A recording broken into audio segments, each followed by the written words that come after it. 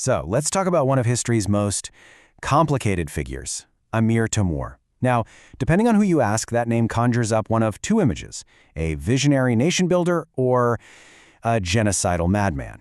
His story is just this incredible study in brutal, brutal extremes. Okay, so on one side of the coin, you've got this view, right?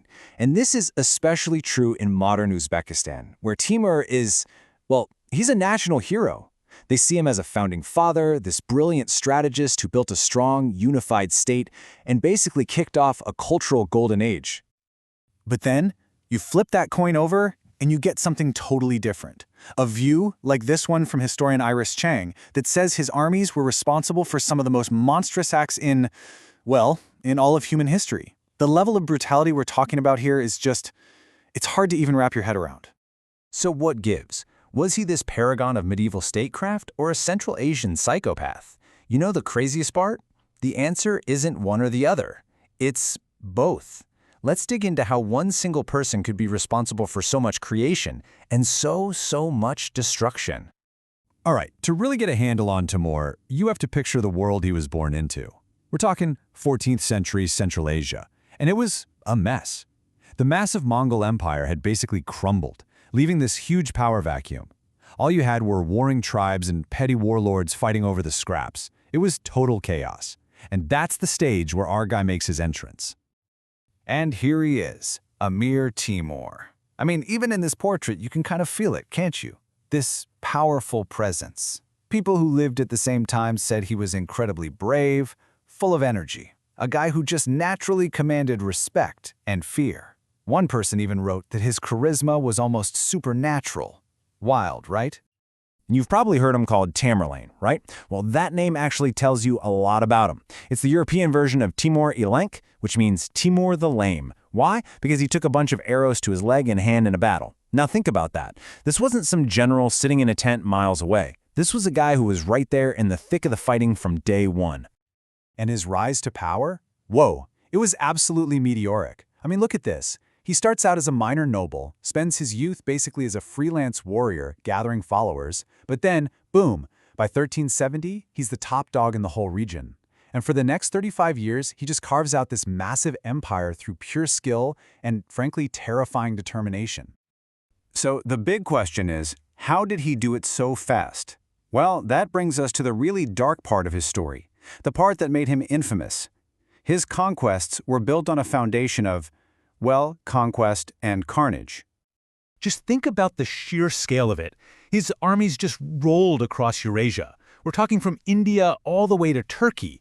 They conquered and sacked huge, famous cities like Baghdad, Damascus, Delhi. And when Timur's army showed up at your gates, it wasn't just a battle. It was often a prelude to an absolute horror show, massacres on a scale that's just mind-boggling. But here's the thing. It wasn't just mindless brutality.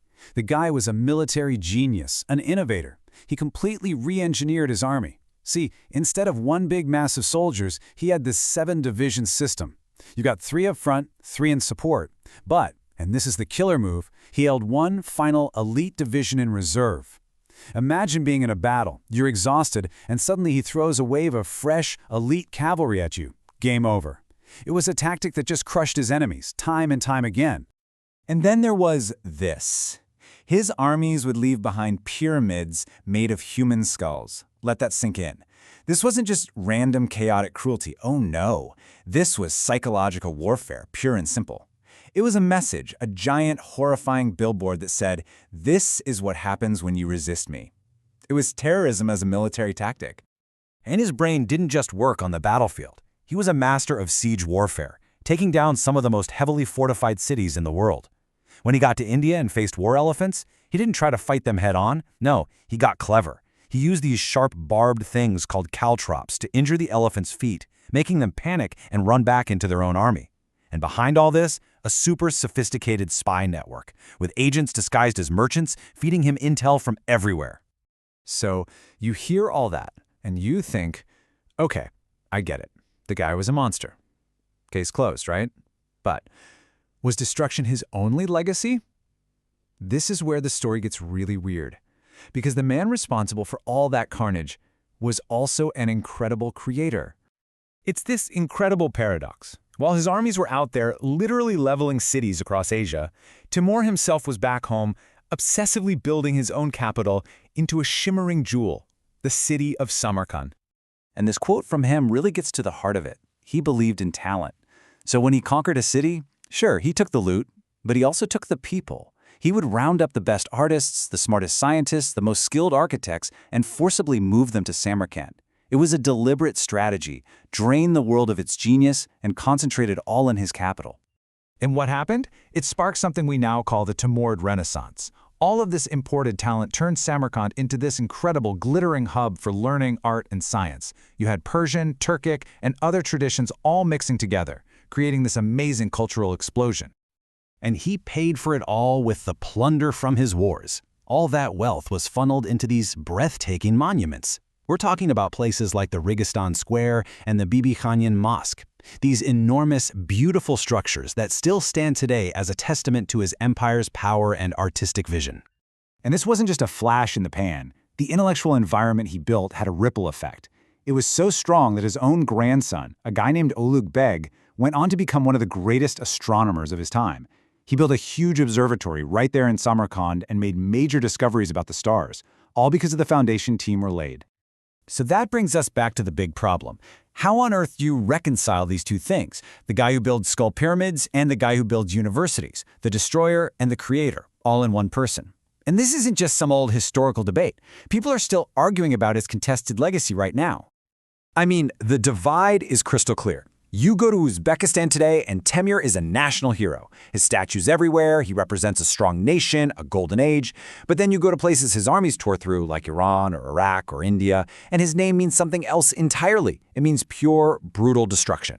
And the wild part is, both sides are looking at the exact same historical facts.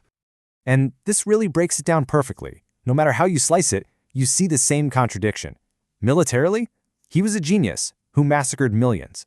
Politically, he built a huge unified empire that was held together by fear and fell apart after he died. Culturally, he sponsored incredible art and science with money he stole from looted cities. It's the same story over and over.